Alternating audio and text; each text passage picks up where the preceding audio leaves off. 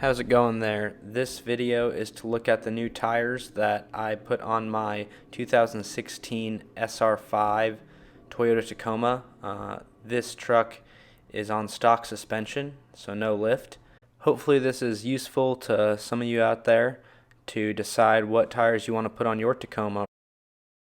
These are the Goodyear Wrangler Duratracs. They're in the 265/70 R16 S load. So I got these new tires put on a few days ago. Those are my stock SR5 wheels on there. I like the way they look. It's supposed to snow tomorrow, 8 to 10 inches, which is crazy for Greenville, South Carolina. They never get snow here. But the reason I got these tires, I am moving back to Colorado here in about a month, and I had the stock tires on before. I'll put some pictures of what that looked like. So the tires that came stock on the SR5 in 2016 were the Firestone Destinations LE2s. They came in a 245/75 R16. So I wanted to get some new tires put on because I will be towing a 6x12 U-Haul all the way back to Colorado, and my old tires were getting pretty slim. I think the fronts were at 2/32 and the backs were at 3/32, so I didn't want to risk it. If I hit a snowstorm, that'd be pretty dangerous, driving with a trailer like that. So went ahead and went over to Discount Tire and picked these up. Not cheap, but I think they're well worth the money. I did a lot of research into what tires to get, and I landed on these. I'll do a lot of mountain driving back in Colorado. I go skiing quite a bit, so these should handle the snow just fine. They are severe snow service rated, which is what that the snowflake in the mountain is. I decided to go with the 265/70 instead of the 75, which would mean it would be a little bit thicker on the sidewall. As far as this, the overall diameter would have been about 32 inches instead of the 31 that these are.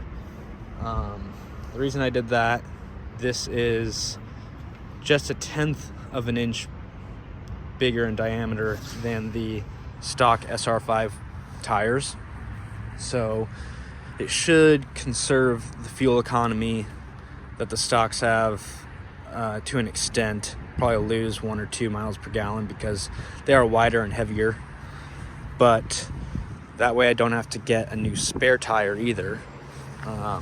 It should roll just fine with that spare tire since it's only 1/10 of an inch difference.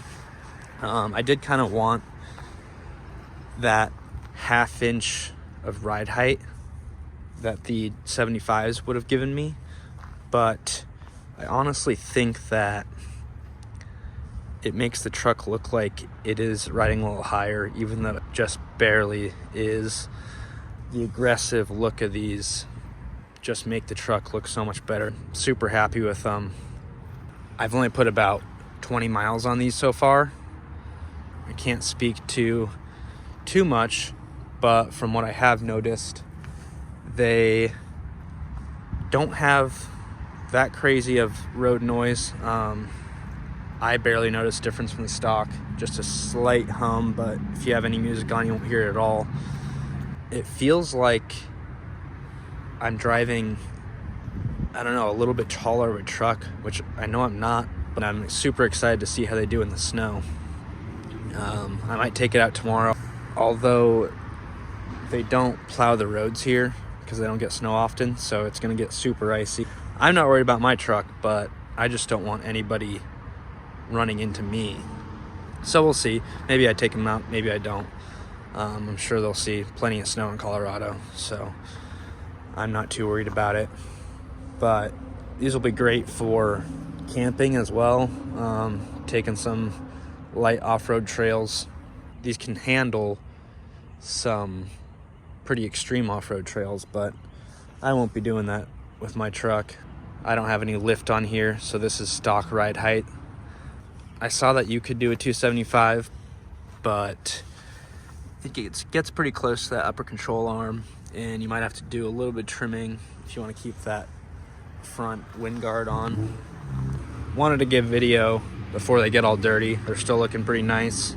These are rated for 50,000 mile warranty. I also got the discount tire certifications.